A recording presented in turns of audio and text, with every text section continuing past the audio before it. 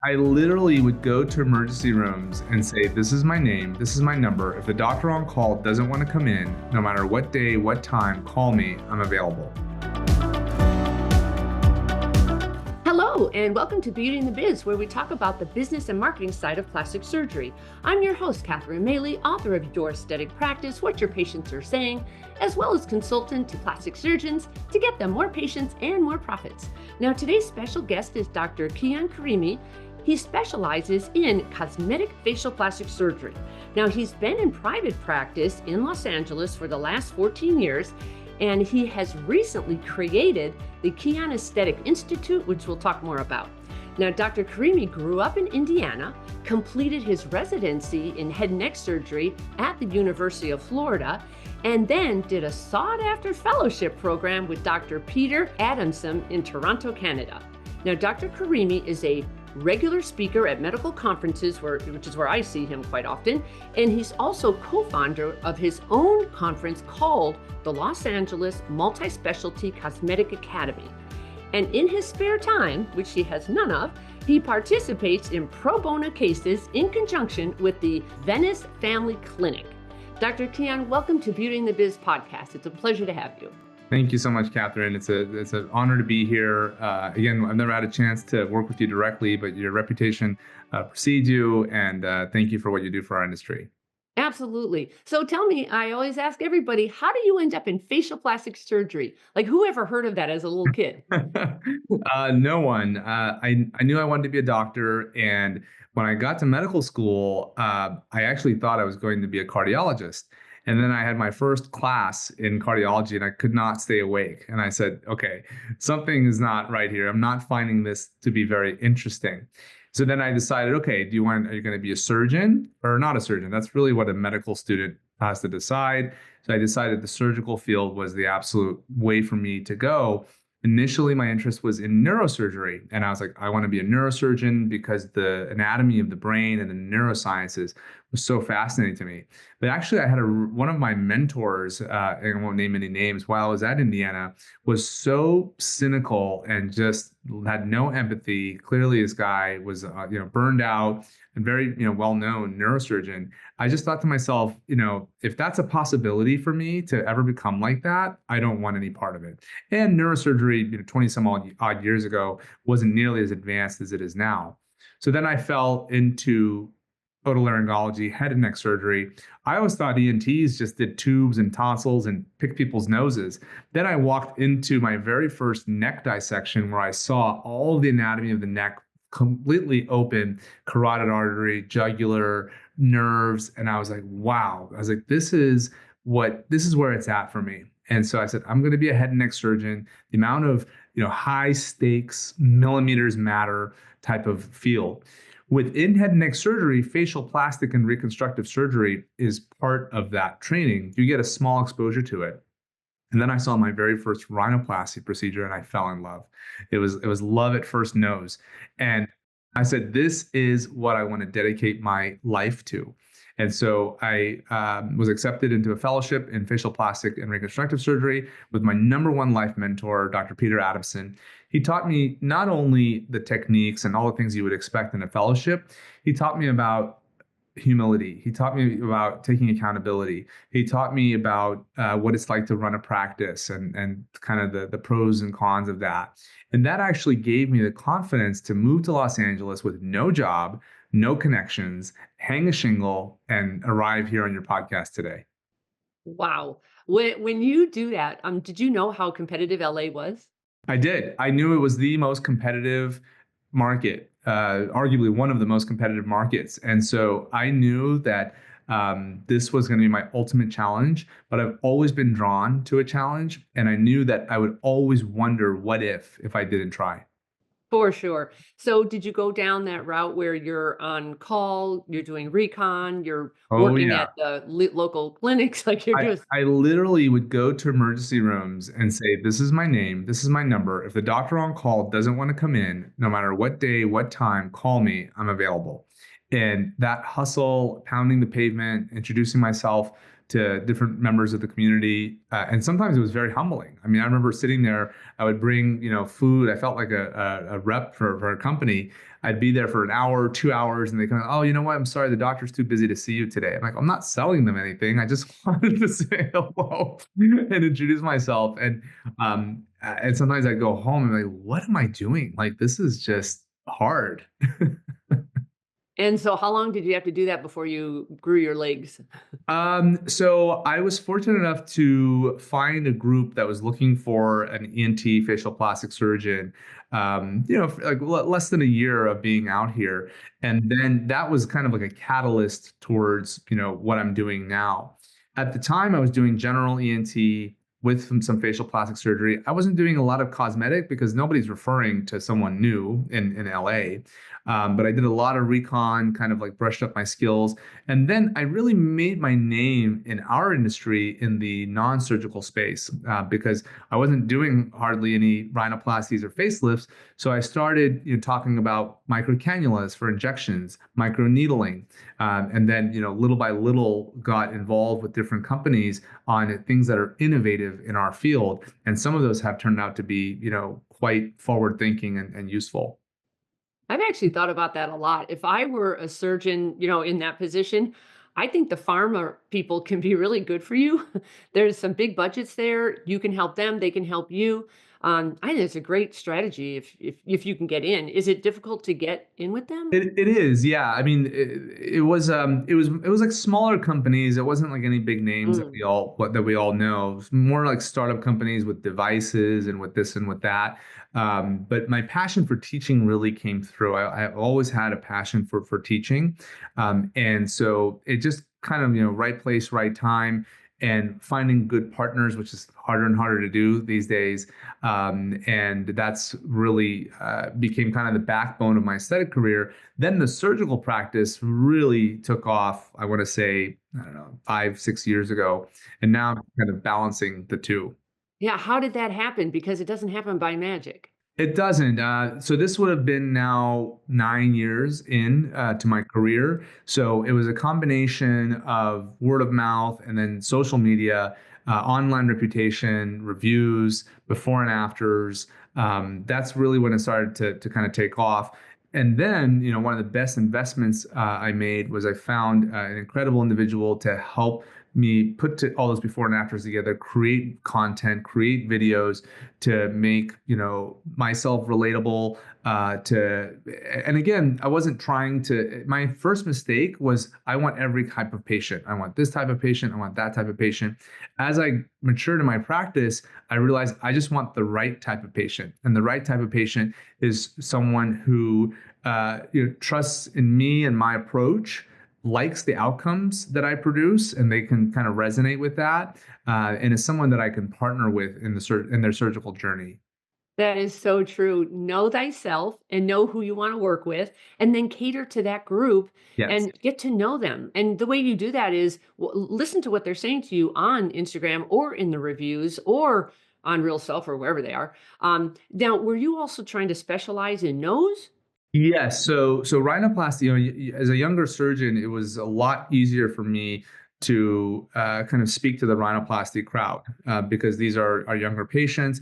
I remember one of the funny stories. I saw one of my first aging face patients, and I recommended brow lift, facelift, neck lift, fat transfer, lids, and she looked at me. She's like, "Well, who's going to do the surgery?" I said, I mean, what do you think? That She's is so like, true. oh, that's cute. You're not Yeah, old enough to do it, that kind of stuff. totally.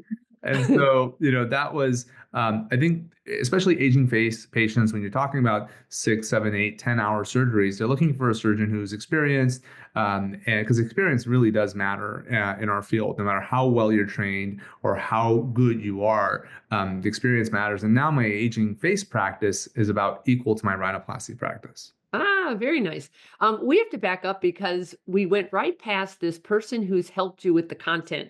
That is such a vital person. If you can find Yes. the right one, everybody has a nightmare story. And I say, you know what? You have to kiss a lot of frogs to get the right person for Yes. that particular. So, do you have any tips on how you did that, or what did you call that I person? kissed a lot of frogs for Mhm. sure. And initially, no one wants to pay for marketing because as physicians, we don't have business backgrounds. I don't have an MBA. I was just trying to figure it out. And I made a lot of missteps in trying to spend to create this video, that video, hiring part-time people to come in for a couple hours here, a couple hours there. Finally, I was like, okay, I need to figure out the fair market value of somebody talented, full-time, in-house. And honestly, it was one of the best investments I ever made. I'm so glad you said that. And what did you call them? Like, did you have an Indeed ad or what did you say you needed? Because you need a lot of things, you Yeah, need so someone we who call them knows the video. director of creative media. And Nice. director of creative media involves all the social media content, reputation management, website. And actually, this individual is just really brilliant and talented. Also, kind of helped me create more visually appealing presentations. So this helped with my branding as I was speaking and on the circuit, to talk. Because if you can have a good presentation, because sometimes you only have 15 minutes to put together an idea. And so this was also very, very helpful for me because it helped me not become bogged down with like details and minutia and trying to work with PowerPoint and video editing and things that I'm just not trained in. Did they have experience in our industry? They did, yeah. So they had worked at a couple of other practices, and they were looking to align with someone with my ethics and my, kind of approach to the patient. They had come from kind of somewhere very opposite of that. Mm. And so when we met, we really aligned, and now he's been with me for 6 years. Oh, don't lose him. No, I'm not planning Um, on it. yeah.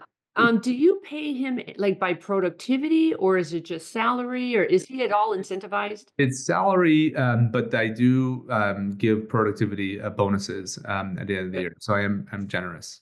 Good. Who else is on your team? So our team has grown a lot. So I started off in the med spa space. I started in 2015. So my med spa experience is about 10 years young now, and it grew at the most. We had 26 on our team. I think we're hovering right around there now, especially as we've quadrupled our space. We've gone from 2,200 feet to nearly 10,000. And so the team is definitely expanding. I have incredible providers, nurse practitioners, PAs, RNs that work alongside myself, and we just have a great time. You are growing quite the empire there in LA. Yes. My goodness. Did you just take over some space in that building that you're in and as it became available, you grabbed it or I was looking at expanding for about the past 3 years, but just transparently, I got into this dispute with my landlord at my former building, and it would have been too financially risky for me to invest in this, possibly lose, a lawsuit. Fortunately, I prevailed in the lawsuit with my landlord, and so then this space was still available. It was a shell. And so we built it basically from scratch, but I did it right. I got an architect, I got a this, I got a that. And again, it took a long time to get here, and I hope the viewers and the people that are listening to this podcast understand that. When I built my very first med spa, I did it on a shoestring budget, linoleum floors, and the cheapest, most inexpensive stuff I could find. Obviously, it was still nice, but it was nothing was like that high quality material, and just building slowly, gradually, really watching my expenses. And the hardest thing, I think most business owners will agree with this, is having the right people in your practice, and also being ready for when that landscape changes, when your office manager decides to move out of the state, or if you have a partner that you have an issue with, or if X, Y, and Z. So these are all the things that you have to be ready to weather the storm and deal with some turbulence. my 2 cents is, they always say have at least 6 months expenses, safely tucked away. If nothing else, that gives you such peace of mind because something's always going to happen. Yes, Life goes sideways, always. Sometimes it's dramatic, sometimes it's just a little, but it's always going to happen. that's And right. it's how do you deal with that? And having some money on the side can really alleviate the sleepless nights on that one. Correct, correct. And last year, a couple of years ago, a couple of years ago, there's this whole push towards selling to private equity, uh, Yeah. and I looked at it, and while it was enticing, I said, you know what, I don't really think this is the right move for me. And so I passed on that. And now I'm really glad that I did. Hello there. Quick pause to ask you if you have gaps in your practice draining your time, profits, and peace of mind. If so, I can help you streamline, grow, and take the guesswork out of your practice. Book your practice growth strategy review at katherinemaley.com, and let's turn those gaps into growth. Now, back to the podcast. What kind of mindset do you have to go from a very small office to a major office with a lot of staff?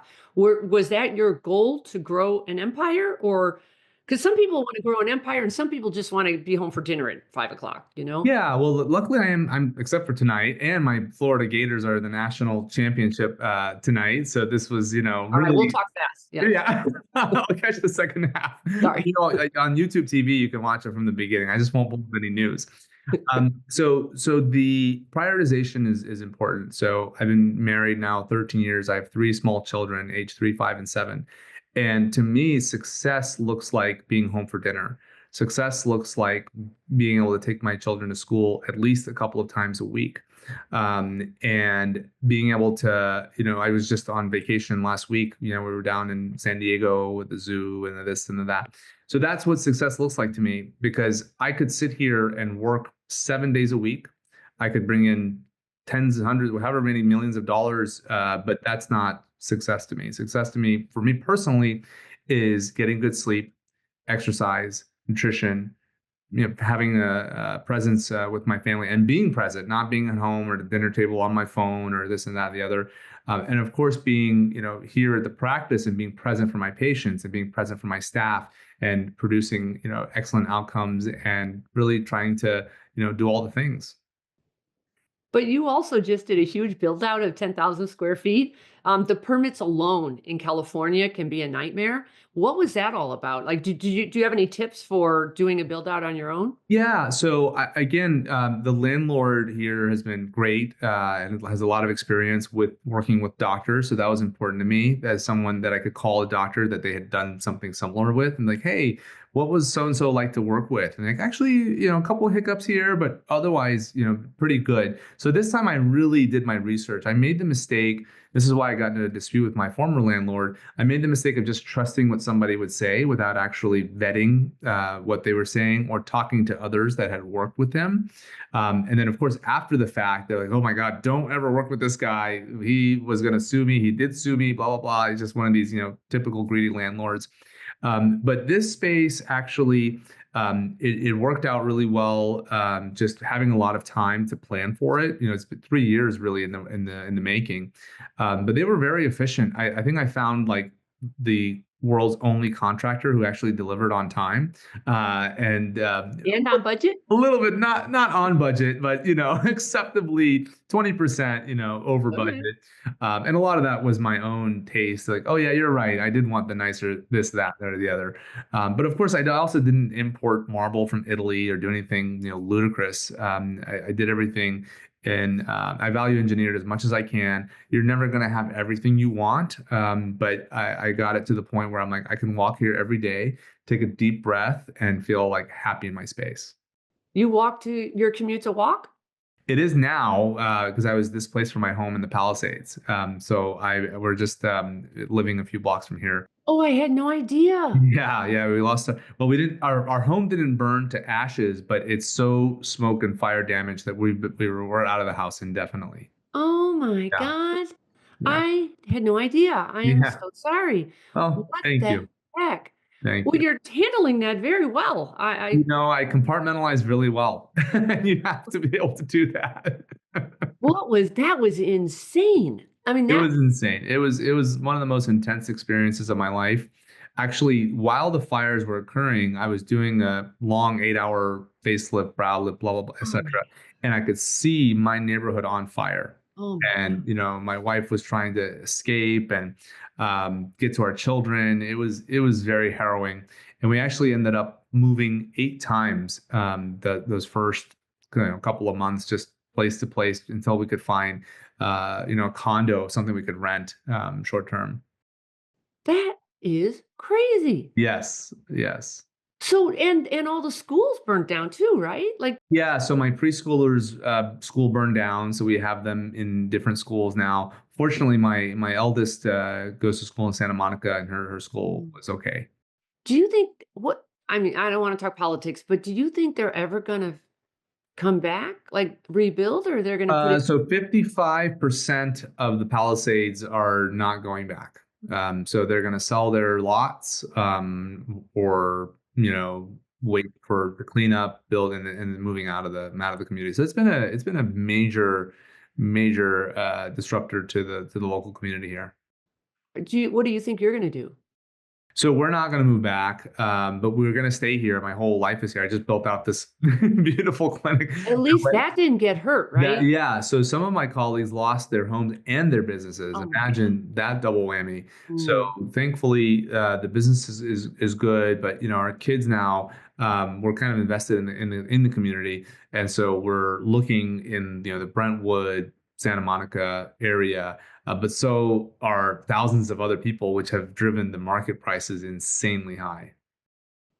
Well, you're handling this very well. I don't know how you're able to talk. I mean, because that you had a lot on the line. You had this huge new build out, 24 Yes. staff. That's a lot of staff you Well, have. my biggest secret is that I have an incredible support system. So I have an incredible wife. She is just like God's gift to me, to our children, Mm, and she really takes care of the family and the home front. And she's been dealing with like insurance companies. We mm. lost 2 out of 3 cars, et cetera, et cetera. And then on my practice side, my number one practice administrator, who's been with me now 10 years, she is like my right hand, and she helps me because I'm involved now with some type of ownership, about 12 different entities. And so as my entrepreneurial side has come out more and more, things have gotten more complex too. So having those people that you can rely on, that are really detail oriented and can keep everything together for me is important.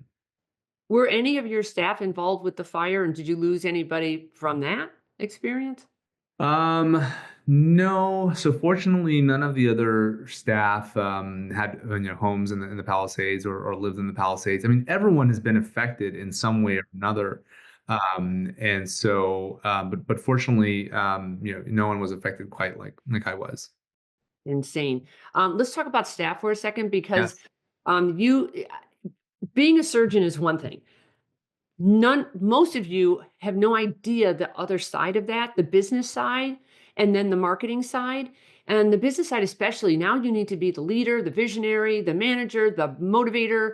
Was that surprising to you, or did you get a lot of that from your fellowship? Because Dr. Adamson, he's really good at that kind of stuff. Was that super helpful, or did you just jump in and innately make it work? It wasn't innate at all, and Dr. Addison's structure was so different because Mm, he was more senior in his career, and he had just built a word of mouth practice. He didn't do any marketing or advertising, nothing. He just had this amazing practice. mm. Of course, that came from years of hard work and reputation, etc. But coming out here, I learned a lot of hard lessons. So I'll never forget, my first month out here. I had no patients. I had nothing. I was literally sitting in one of 2 boss suits that I had bought, and that's all I had. And I was just renting a little desk about size of this, inside of another plastic surgeon's office. And I started, researching on, marketing and this and that. And um, I remember I spent like $3,000 on this marketing group that guaranteed numbers of views and this and that, Oh, the other, and there's a television spot too. I'm like, wow, perfect. So they came and they interviewed me, and we did all the things. And I ran into like someone's like grandma. They're like, I saw you on TV. I'm like, you did? I was like, what? Where was it? She's like, it was at 5:30 in the morning on like Channel 6. right? Perfect. So a lot of mistakes. It's hard to know what to invest in and what not to. One of the best advice I ever got when I started practice was do 10 of your favorite procedures. Do it for next to nothing. Do it at your cost, but trade that for being able to highlight those cases. Yep. at the time, Real Self was kind of like up and coming, and that was like a big platform for me. I used to spend weekends cropping Mhm. photos, just to make sure, because I've always been about standardized photography. So cropping photos, I would personally reach out to patients like, "Hey, Mrs. Smith, I know I'm so happy you're happy with your results and X, Y, and Z. Would you mind leaving a review for me?" And 20 to 30% of people will do it. And then I would have to follow up and say, "Hey, Mrs. Smith, it's me again. Sorry to be annoying, but Do I, you need any help with I that? really need that review." Yeah. That's how you do it, though. You ask and you shall receive. I knew that was the only way. I wasn't going to get referrals from colleagues, not that. I wasn't going to get referrals from word of mouth because I didn't have a large patient base. So the online, that was one of the things that I saw coming, was this whole online phenomenon of online reputation. I wasn't savvy enough to create videos or go on YouTube or anything like that. That wasn't really on my radar, but I did understand the importance of patient before and afters, and also patient testimonials, real ones. Nice. So true. And it's more true now than ever because we're all looking for authenticity and we want it from a unbiased um, channel. So Right. that's why people go to those places like Yelp that you all hate, but the patients love it because they think they're talking candidly. So, boy, I don't think you can take that lightly anymore. I think you really No, reviews and photos are just everything. very important. So back to the staff, please, because now that you have this gorgeous place, by the way, it's really good, well done, very, very, Thank very you. nice. And I Thank hope you raised your prices now at the same time because it shows that. I mean, you really should. Anyway, but tell me about staff though, because I know you had some changes, like a nurse injector left, but then somebody else came on board, the Queen of Threads. Yeah. What was that all? So I started off basically by myself, and I did everything. I did all the injectables, I did surgery, and my surgical practice was just not nearly as robust. As I grew, I had kind of some part-time, nurses, nurse practitioners, PAs, people that I kind of saw, got along with. But the issue that I saw with that, in terms of like my vision for what we're at today, is that how do you work somewhere for a couple of days and then work somewhere else for a couple of days and help the place build a brand? And so that was like kind of like, okay, so then I said, let's create a brand for my the former practice, as a place where you can come, and no matter who you see, you can expect an amazing result and product. So that's what we built. And initially, it took a long time to find the right people. I made missteps. I hired people that just didn't end up working out. And that's just like anything else. It's like trying to find a significant other or a spouse. You date for a while, and then you tie the knot. Except I was, yeah, I guess a polygamist with multiple wives, which has its problems, as anybody can tell you. The aesthetic, anyways. But so finding the right personality, and that really comes down to psychology and what it is that that you're looking for in another provider, and what they're looking for in you, and what are their intentions, what are their goals, what are your intentions, what are your goals. And it's not very frequent that those align perfectly. And so I think kind of figuring out people's motivations and then providing them with intangible benefits like training, being able to do cadaver courses with me, coming to watch surgery, having their back, in case there's an issue or a problem. That's valuable to some people, not to everyone, but to the people that it's valuable to, it turns out that I was a good partner for them. Nice. And let's talk about your other business interests because you also have that conference that the LA MCA 2025. Tell us about Yes. that. So this is probably my, biggest kind of crown jewel legacy in terms of like in the aesthetic space. So the LAMCA was born in 2018, and the LAMCA actually came because I was starting to go on the meeting circuit, and I saw that my society and others were completely non-inclusive of non-physicians. Yeah. And worse than that, they were saying, "Oh, nurses shouldn't be doing this," and I'm like, "You guys like have no idea what's coming." And I saw what was coming. And I personally had learned so much from nurses, nurse practitioners, BAs along the way. I said, let me put together a conference to kind of bring all these folks together. And I invited, just my friends and people that I'd met in the community, or people that I respected on the meeting path.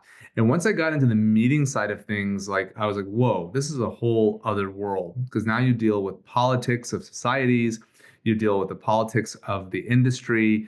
And that's been a whole other thing to navigate.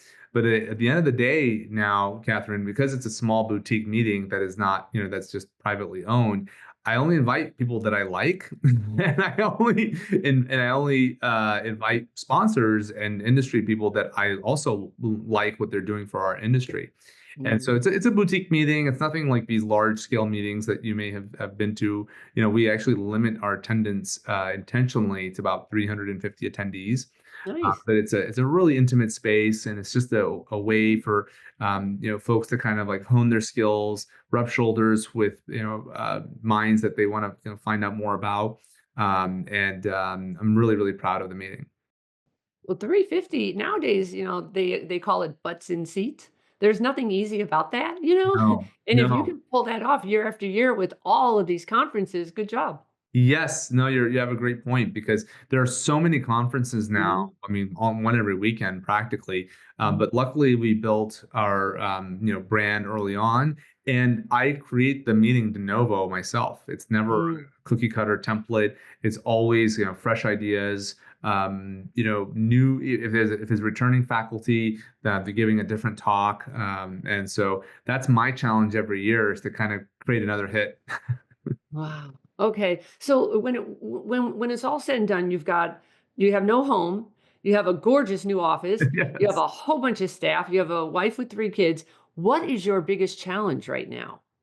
Balance. I mean, balance is always the biggest challenge, right? So, balancing everything and not feeling that I'm lacking in any department, because the moment I feel like I'm lacking in any department is when unhappiness sets in. So basically, my happiness equation is that, happiness equals reality minus expectations. So I can either augment my reality, which is hard to do, but sometimes it's doable, or I can lower my expectations. And my expectations are typically the highest of myself. And that also trickles down to people around me. And that can be a problem, because if you're dealing with a very high achiever and someone that has high expectations, and someone perceives that they're not meeting them, then that leads to their unhappiness. And so that is kind of like, that's the balance that I personally, I'm constantly trying to improve. Well, oftentimes there's a buffer between the surgeon and the staff because the surgeon typically doesn't have the interest nor the people skills to want to deal with that day to day. The last thing you want is the surgeon to be involved in the minutia of the business because it gets way more chaotic. So do you have an assistant perhaps, a Well, I have COO? lots. I have lots of assistants. So basically, I don't micromanage. I do have a vision that now my number one, and it knows very well. And when our medical assistants come in, there's a whole training program. They call it Karimi University, just in terms of like the patient experience is very specific in terms of how it's going to be. They never see a Mm. needle. They're greeted a certain way. They're facing a certain way. It's all very kind of formulaic in that regard, and to make it as seamless of a process as possible.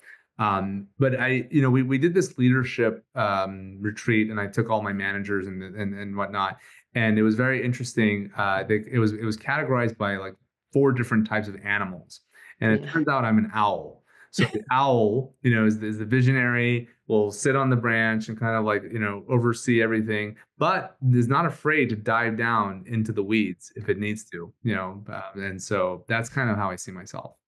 Nice. Okay. For marketing then, you have that person. So are they like literally taking that off your plate or are you also involved in the content No, creation? I'm definitely involved, and actually we have two. So we've grown so much that we brought in another very highly qualified, very has been in the industry, creative, and amazing with digital and this and that and the other. And so I'm involved. My mistake was a few years ago when I was not involved. I didn't really have a good idea as to what we were spending. And all of a sudden, at the end of the year, I'm looking at our what we had spent on all the different channels, and I said, "Wait a second, why are we this and that?" And so retrospectively, you can't really do anything. And so now Mm. I'm a lot more proactive in terms of what are we focusing our efforts on, both in the surgical space and also in the non-surgical space. And that has actually become great because now I see reports every month in terms of what our initiatives are, what I'm excited about, in the industry, and that's typically what we talk about. Is like, what excites me? Because if I can authentically speak about what I'm genuinely excited about, that's going to be far more impactful than me just rehashing something else that's already been said. But you also got into wellness and a lot of different kind of non-surgical. Yes. Is that a big part of your like, out of the pie, how much is surgical revenue versus non-surgical, and are you happy with that, or you're trying to get somewhere else? So my surgical practice has been robust. I spend about 2 days a week in surgery. Now the numbers for the non-surgical side are much bigger, but of course the numbers going out are going to be much bigger with overhead and with the staff and whatnot. The wellness thing really came from, again, a couple of years ago when the GLP-1s started really taking Mm, off. I said, this is going to change not just the health in this country, but it's going to change aesthetics too. And that's because now people are going to be less sick. They're going to be investing more into their bodies and into their faces. And people are now going to care more about living well and living longer. And there's so much noise out there on that, and a lot of like unfounded science there. So I said, how do we bridge? Because if you go to an aesthetic meeting, there's typically very little spoken about the actual health of the patient. So it's like, well, these are the products, these are the this, these are that. So I've become far more interested. Maybe since I'm facing my own mortality, I've been far more interested in seeing, like, how do we put this together, particularly for surgery? Because as surgeons, we know we can do the same incredible surgery for a patient, and one patient does really well, and the other patient struggles. They just don't mm. heal well. Their wounds are taking longer to heal. Their tissues just don't respond like the other tissues.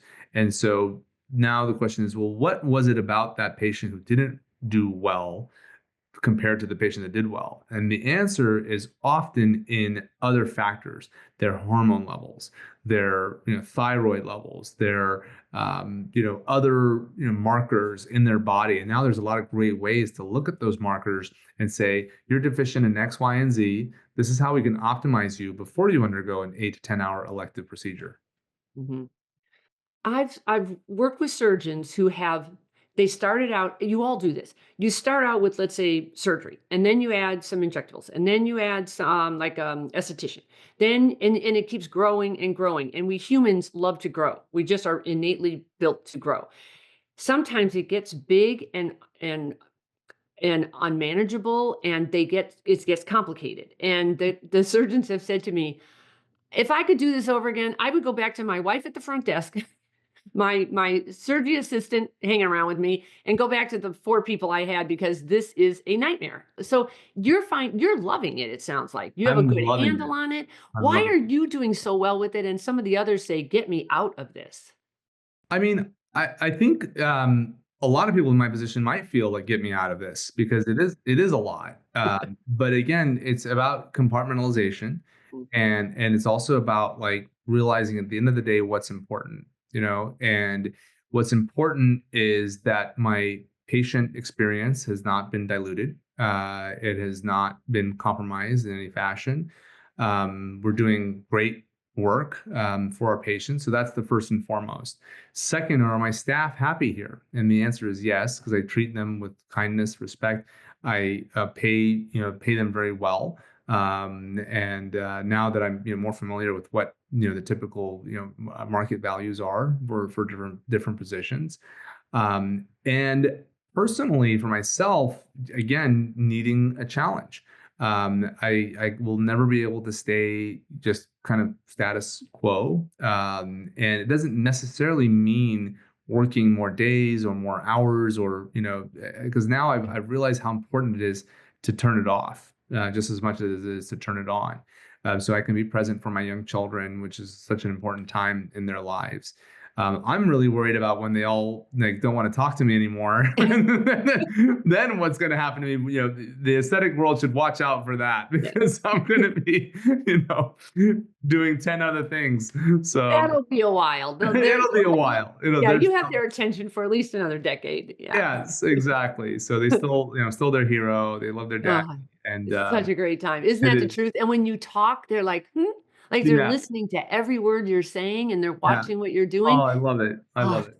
cute. So Yeah. I'm taking full advantage of that now. So Oh, I watch my sister's kids and I remember thinking, I must be a genius. Like everything I was saying, they were like, "What?" yeah. And you could just like hear them thinking. And I thought, I need to be careful what I'm saying. I hope it's all good. I hope it's true. Yeah, because I have make things up sometimes. Right. So let's go on to the mindset kind of things. Tell Yes. me a crazy patient or staff story that you care to share. Okay. So when I first started off, I was like posting on Real Self, and so I would get like occasionally these like random inquiries coming from around the country. And I had this young man come from somewhere in Canada. I can't remember where. It wasn't like a major city. It was like a small town in Canada. He comes down and he said, "Can you make me look like Paul Newman?" I said, "Okay." And he had photos of Paul Newman, and he said, "I How want." old was Paul Newman in the picture? Paul Newman was probably like in his 40s then. And how old And was the this patient? this this patient was probably like 30s. Oh, no. 30s, Okay. but unfortunately looked nothing like Paul Newman. And so I said, okay. And today I would have said no to that patient. That patient's suffered from dysmorphia, just a bad idea. And I think I ended up putting like 24 syringes in this guy's face of like Radiesse and Restylane and Juvederm and this and that and the other. And like I, built his brows like to be like the Paul Newman, brows. And that was like, I was like, if I can make this, I was like, I kind of knew in my gut that this person is not mentally well. But also I was like, okay, but this makes him happy. But I would never like post his story or his before and afters or anything, because that's not the type of patient that I want. So I really compromised my own ethics then. And that didn't feel really good. Yeah, the guy did 24 syringes of filler and I made a profit that day. Great. So what? But that wasn't really building myself or building this whole mentality. But that was more of a scarcity mindset. I was like, oh my God, if I don't do it, he'll go somewhere else. And now I'm out of that scarcity mindset. That completely is understandable, and I think you have to grow out of that, you know? Yes, Did he get a good result? he did. Yeah, he looked just like Paul Newman. Are you serious? I mean, it's pretty damn good. He thought he looked good? He thought he looked good. Yeah. 'Cause that can go either way, you I know? did not send him any reviews to delete for me, but he was happy. Oh, that's so crazy. So last question, tell us something we don't know about you, and I will in case you don't have something, how many languages do you speak? So I speak three languages fluently. Farsi, English, and Spanish. I speak Spanish fluently as well. And that's the fun fact. I love dancing salsa, merengue. If I, I almost moved to Miami instead of Los Angeles because I don't know, I felt like I was like an honorary Latino. Yeah. But I just knew that like, especially like, being single and not having this kind of family mindset, I knew that Miami would probably eat me alive. So I was like, you know what, let me avoid that. Do you still get to dance periodically now, I even though do. Yes, I do. I love dancing, and I don't like go like the salsa club every month. But whenever there's a good tune on, I will whoever which is usually my wife, will show them, do all the moves and all that good stuff. So it's fun. right? Just do it in your living room with the kids, they would love that. Yeah, well, we do. We we Yeah. we dance with them. We dance in front of them, and so they're also full of energy and love. Well, you have the what do you call? I don't even know what the word is. When you dance well, what's the word? Rhythm. I have Rhythm. zero. See, Yes. that's how much rhythm I don't have. I don't even know the word. Ay, ay, ay. So good for you. So how can others get a hold of you if they want to pick your brain at all? How would they do that? So my social media is probably the easiest way. It does go to my team, so they kind of like will see like, okay, what it is that you want to inquire about. So that's Dr. Kian, Drkian. That's probably the best way. But I'm at meetings a lot. I limited myself to one meeting a month at the most, just because otherwise, if I said yes to every meeting or went to every meeting that I wanted to go to, I'd be gone every weekend. And so that's kind of the best way to link up with me. Thank you so much. It has been a pleasure. Congratulations on the growth Thank you. and condolences on the home. I'm so sorry about that, but you seem fine. I don't know if you're meditating or medicated, but good for you. And everybody, that's going to wrap it up for us today. If you would, please share Beauty in the Biz with your friends and colleagues. It would be great to leave a review as well. And then if you have any questions or feedback for me, please leave them on my website at catherinemaley.com. Or you can DM me on Instagram at Catherine Maley MBA. Thanks so much, and we'll talk again soon. The fastest way to success is to model other successful surgeons who have what you want, but you can only see their results, not the path they took to get there. So you continue to jump from one thing to another, hoping to find something that will work for you too. But it rarely does. So try this shortcut instead. It's guaranteed to move you forward. I compiled my intellectual property to grow cosmetic revenues, everything I've gleaned over the years, into one playbook of the most successful practices and what they do to win. Go to cosmeticpracticevault.com and let's grow your cosmetic revenues.